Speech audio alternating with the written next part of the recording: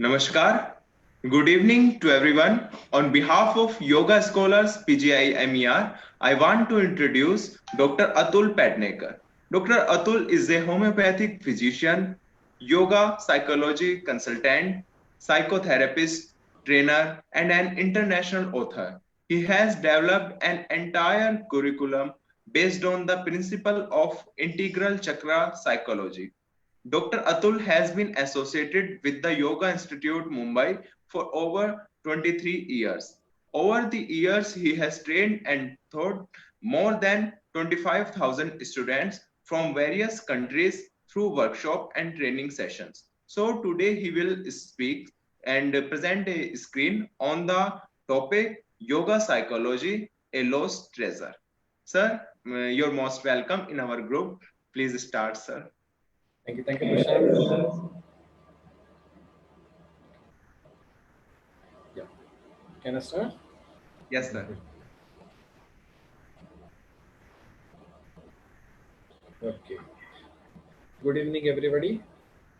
First of all, I'd like to thank Prashant also and Dr. Akshay Anand for giving me this wonderful opportunity to present a topic which is very close to my heart. So, yoga psychology. First of all, in a sense, I'm not sure how many of you would have heard about the concept of yoga psychology, and therefore, why is it a lost treasure? What is the importance of it? This is something which we will be trying to understand today through this session. So, normally, when we think in terms of yoga, this is the usual picture which comes in front of us, the various asanas, the various poses, be it a meditative asana, be it a dynamic asana, or along with that, some physical practices like kriyas, jalneti, kapalabhati, vaman dhoti, etc. And along with that, the pranayams also. So, again, as I said, normally when we hear the word yoga, this is the usual picture that comes in front of our eyes. But then the question that we are supposed to ask is this yoga or other way around?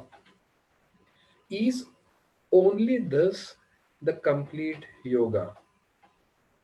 Is this the complete picture of yoga, or is there anything besides these asanas and pranayams to yoga also? So, that is what we will be trying to understand in this session today. And along with that, the importance of understanding the other aspects of yoga also. So, most of you, I believe, are aware of something called as the Patanjali Yoga Sutras.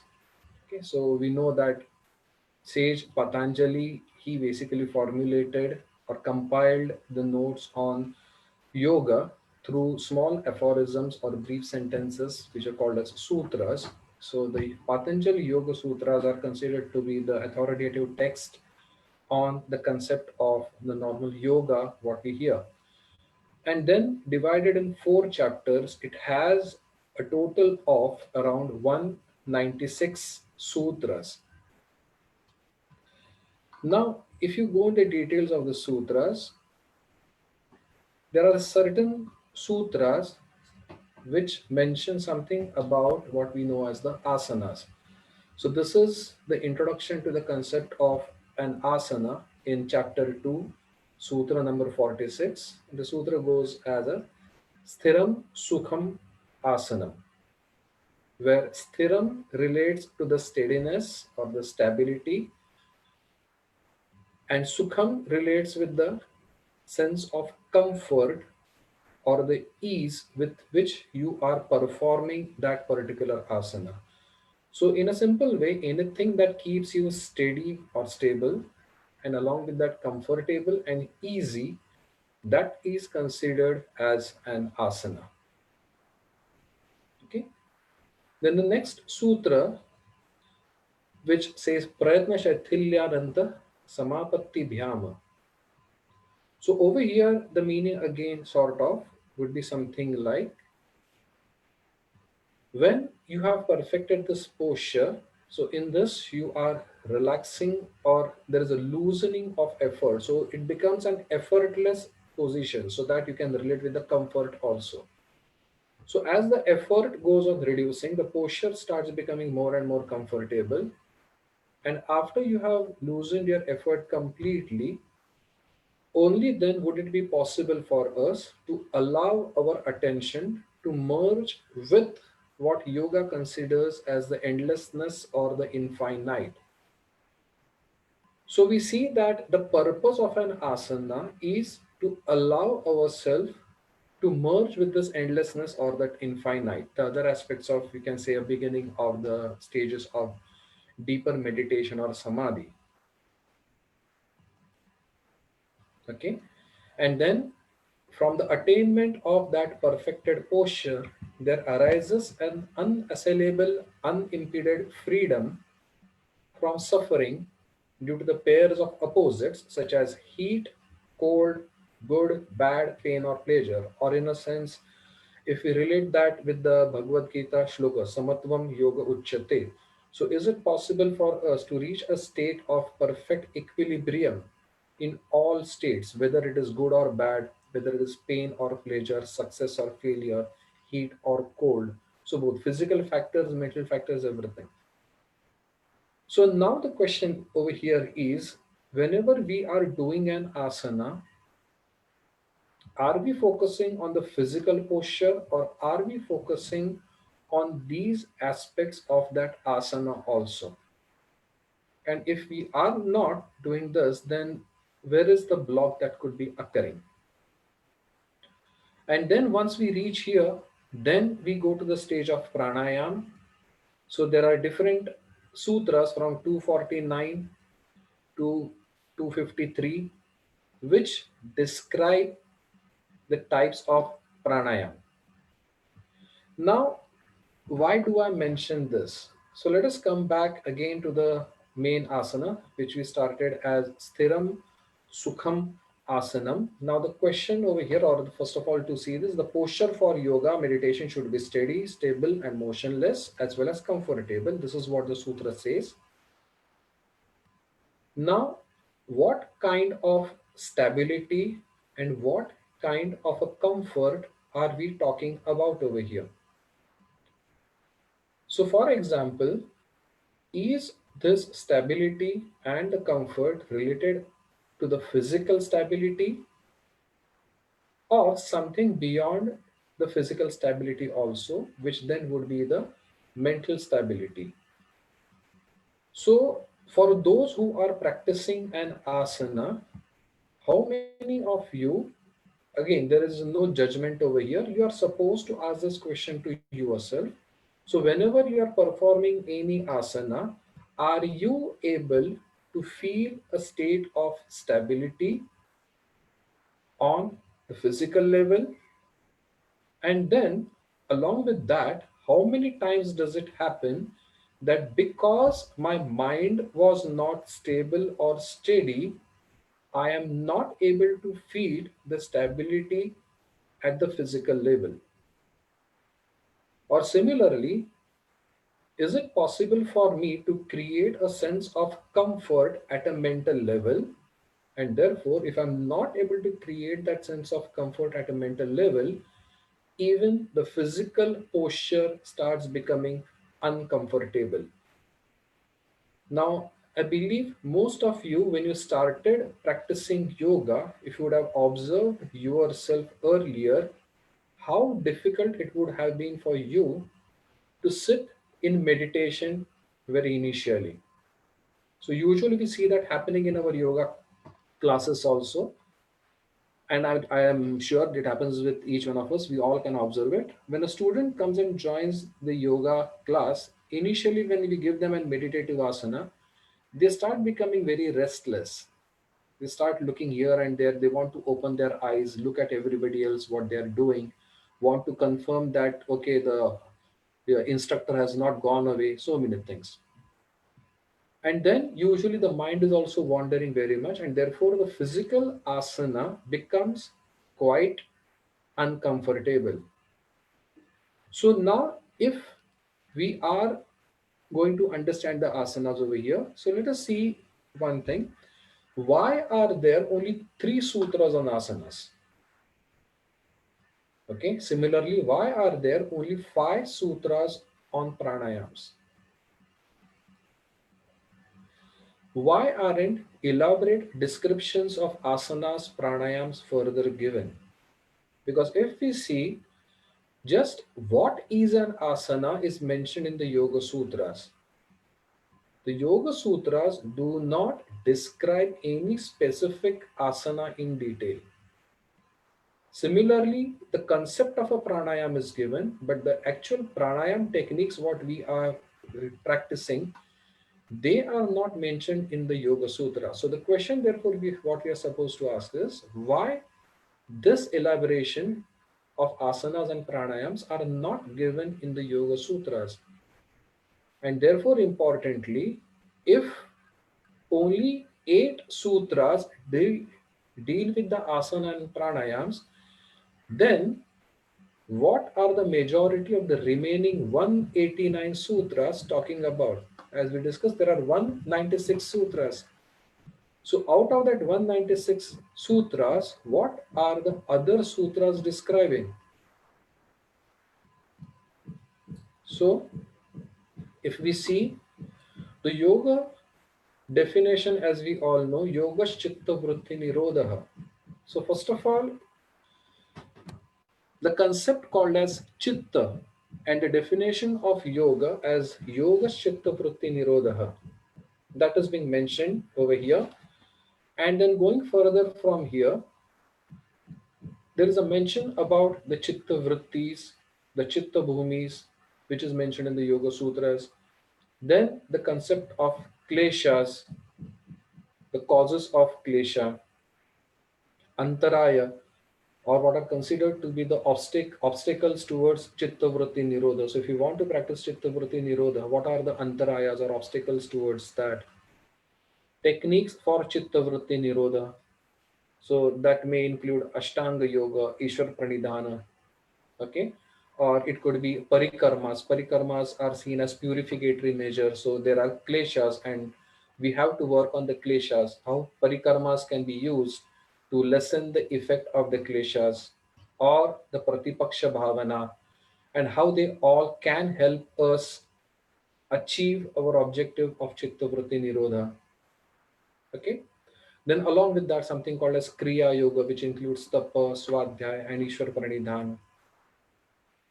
Then the supernormal powers or the higher states, higher experiences, meditation. So higher states of meditation, you may say, and the experiences that can occur in these different meditations. That is what is all mentioned. So can we see that the Yoga Sutras speak very less about the physical aspects of that asana, but more than that, they focus on the mental aspects of, we can say, the prerequisites to be in that state of that perfect asana. Now, unfortunately, as we say, we are usually unaware about this. So even when I joined the yoga institute, that was around 27 years back, I joined the yoga institute for the sake that okay, I can learn different asanas and I can give basically asanas for my patients to help them get over their we can say the various problems. But over here I understood that yoga is not only about these asanas, there is a lot more beyond these asanas regarding the mind, and it is the mind which is more important. And if you work on the mind, the asanas become absolutely easy for us to follow. So coming from here, now therefore we need to understand what we see as the chitta. So when we talk in terms of psychology, contemporary psychology sees, or in a sense, psychology is considered to be a study of behavior, and behavior is an expression of the mind. So when we understand from a contemporary perspective, it would be seen basically as the mind. But yoga does not talk only of the mind, it calls or it describes something called as a chitta complex, which includes something called as, okay, it's going beyond, I'm not sure whether you can see this. Yeah. Okay, so it includes something called as the mind or the manas. Then along with that, it includes something called as the ahankara or the ego or the I sense.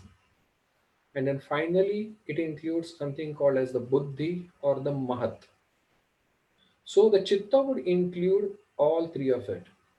Now, the mind is something that we are aware about. The ahankara or the I sense is not the usual arrogance that we are talking about. It's a pure I sense, the concept of I, and buddhi, which can also be seen as the thought processes.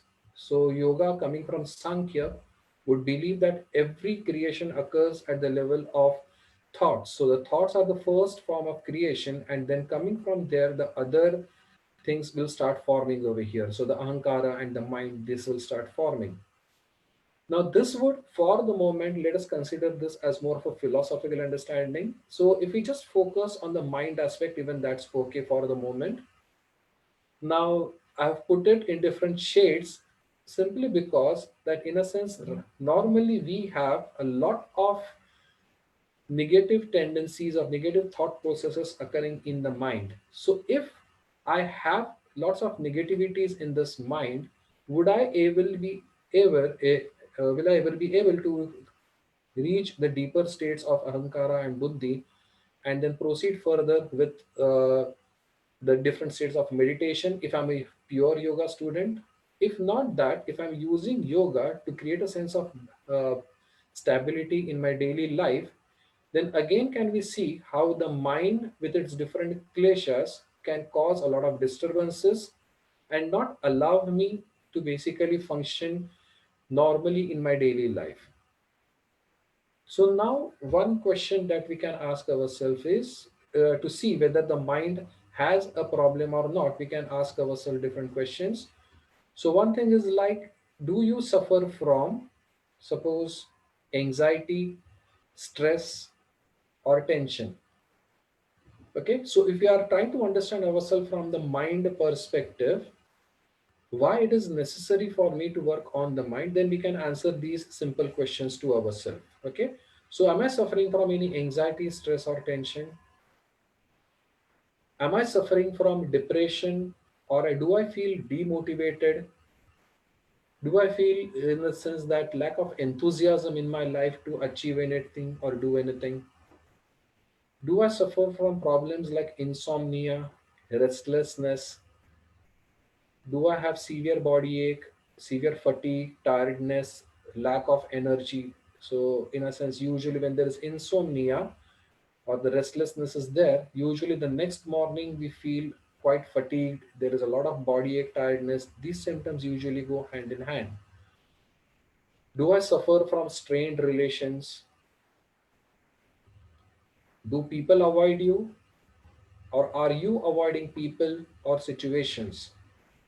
Why do I need to understand both these aspects? Because if I relate with this, am I avoiding people or situations? Then yes, I'm suffering from stress. But then there are some people who become a cause of problem for other people. Okay, so they would feel, oh, I do not have a problem. So in that case, you will have to ask the other way around also. Are people avoiding you for some reason or the other? Then there could be again some problem with me also. Okay, do people take advantage of you? Are you an highly emotionally sensitive person?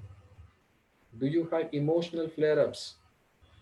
Or do you get anxious while making choices? Do you get confused while making choices? Okay, so if you see, if you're suffering from any of these problems, simultaneously you also need to ask yourself, or you need to categorize yourself. You can just put, okay, yes, no, perhaps, or you can just grade yourself. I do not have a problem. My problem is mild, moderate, or severe. So any of these problems, you can try to grade yourself.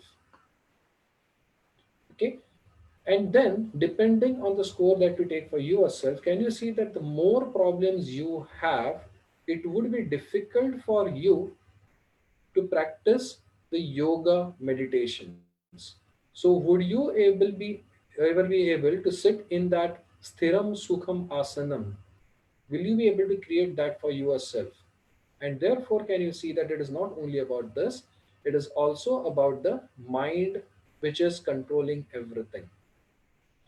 So now let us try to put ourselves into different categories. So the first category would be nil to mild. So going back over here, if you find that for most of the questions, your answer comes nil, all, or mild, okay, then usually you fall in the first category. So I fall into the nil or mild. Then for you, what kind of a yoga would be suitable for you?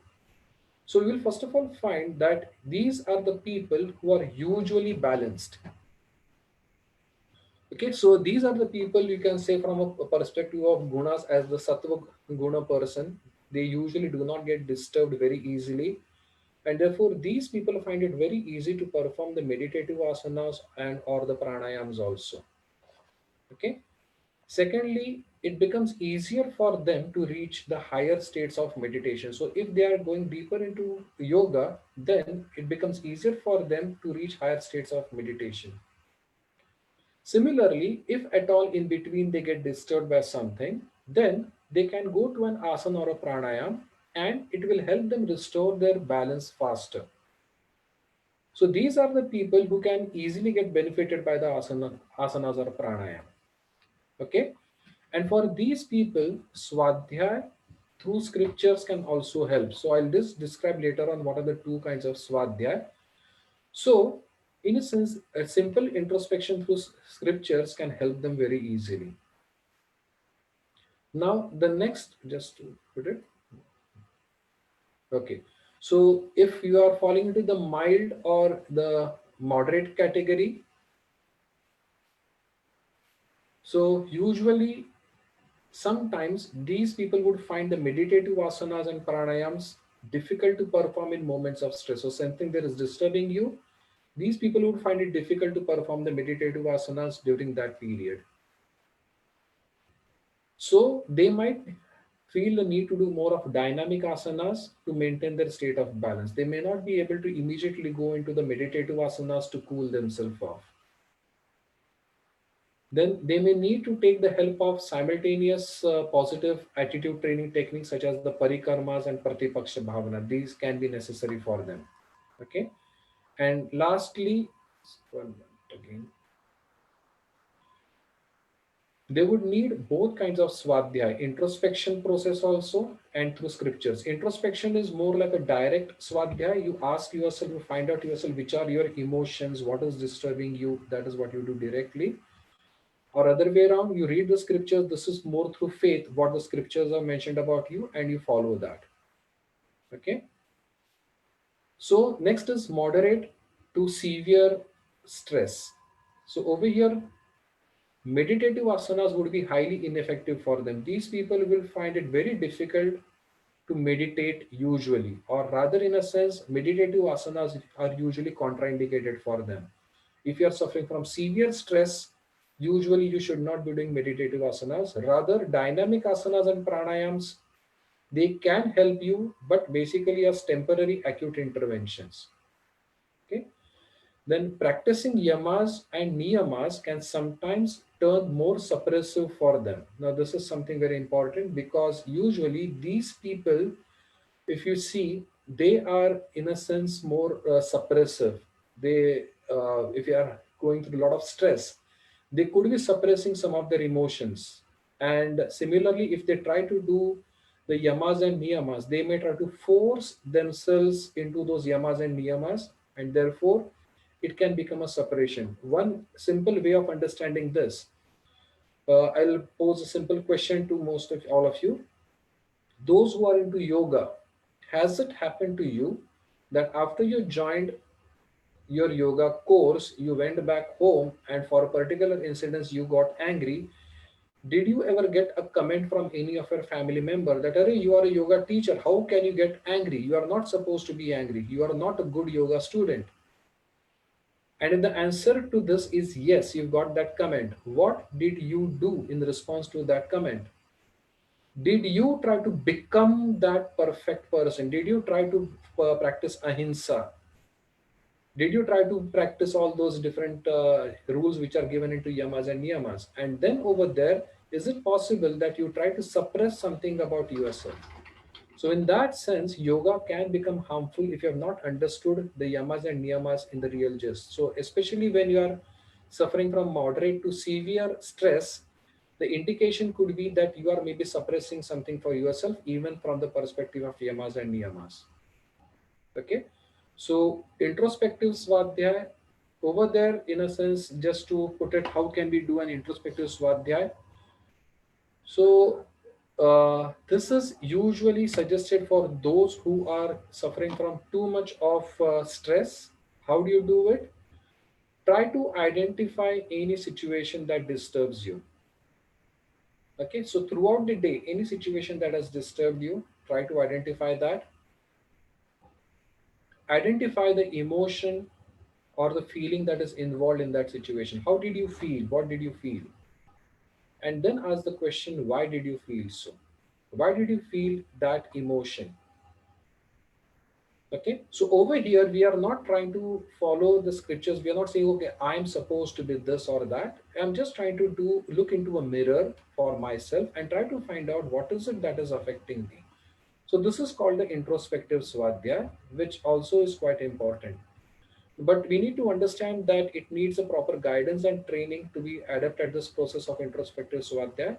I conduct this program at the Yoga Institute, and it is normally a 5-day program in which you have taught about the different steps over here, because there are psychological defense mechanisms which can prevent us from doing this kind of an introspection. We need to be aware about this. We need to catch those defense mechanisms. At the same time, the deeper reasons for the same problem can be different for each one of us. So do not get prejudiced. Okay, this problem is this reason. Okay, and being aware of the reason of the problem is the first step. The second step is understanding what does it mean to work on it. So therefore, this is a deeper study. Right now, I can just give a small example of it, but does not mean to say that you would be able to perform it immediately. For some of you who have done some introspective processes earlier, you may be able to do that. So as an example, suppose I'll just share one of the case. So over here, the person says that, okay, the situation that disturbed me was that boss gave me some job today and I felt disturbed. So the second question was, what was the feeling? The feeling was I was angry. Okay. So the next question is why? Why did you feel angry? Now, if you see the answer does not come immediately, you have to keep on probing with this question why, and then only you are able to go more and more deeper into that answer.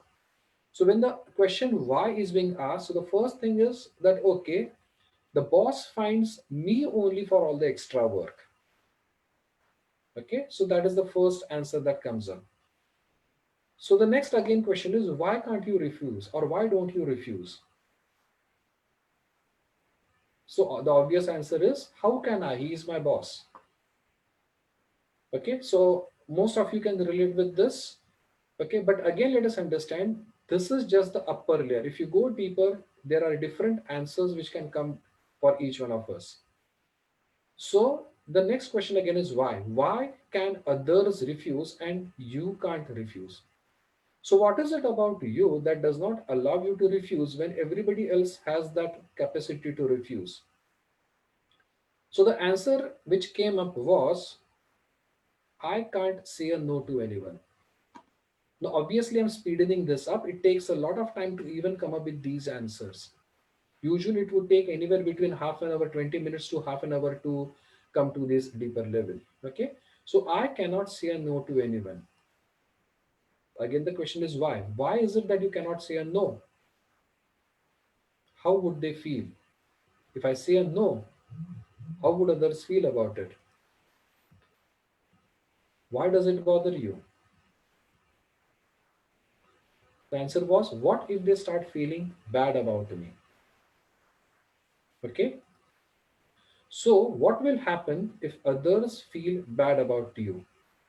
And the answer that came up was basically, I will start feeling bad about myself.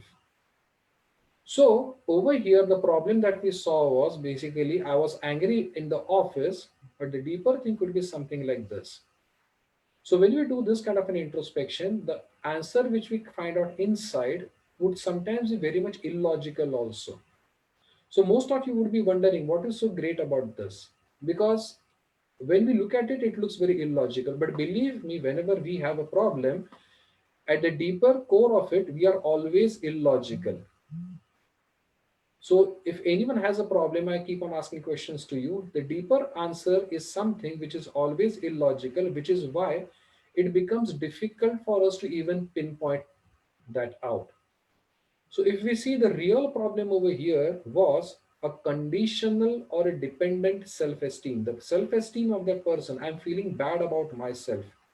So that is the self-esteem. And how was the self-esteem? It was quite conditional or dependent. Now, along with that, if you see over here, the problem was with the office, but from the office, can you see the deeper thing is I cannot say a no to anyone. So the problem will not be with the boss only, the problem will be with other situations also, it at home also, at relations also, with the children also, with the family also. So at a deeper level, the problem is one. The expressions can be thousands. You will have thousands of problems to share. When you go to a counselor, you will keep on telling, oh, I've got one, two, three, four, five, six problems. But at the root of it, there is only always one problem. Okay. And that is why we need to do this introspective kind of a study over here, a swadhyaya over here. And that is the importance of yoga psychology, which somewhere down the line we have lost over the years when we started focusing too much on the asana and pranayama. Okay, so I stop over here. If there are any questions, I can take that. Yeah, Prashant, it's already quite late, I suppose. Sorry, I overshot the time. Yeah, what do you do? Sir, thank you very much, sir. You explained very well about yoga, psychology, Patanjali Yoga Sutras. You explained very well about yamas, niyamas, and how these are important in our practical life. So you explained very well, sir. Some comments for you from Facebook. Rita Isaac is saying that very good and valuable information shared in a nutshell. Thank you, Rita. Thank you, Thanks a Rita. lot, sir. Some other Stefina Gavasa greetings Thank you, Stefania. and other comment from Rita Isaac, quite appropriate information at the core level. Thank you so much, sir. Thank you, Rita. So sir, thank you, sir. Thank you very much, sir. Thank you very much. Thank you, Prashant. Namaste, sir. Thank you for coming, sir. Thank you.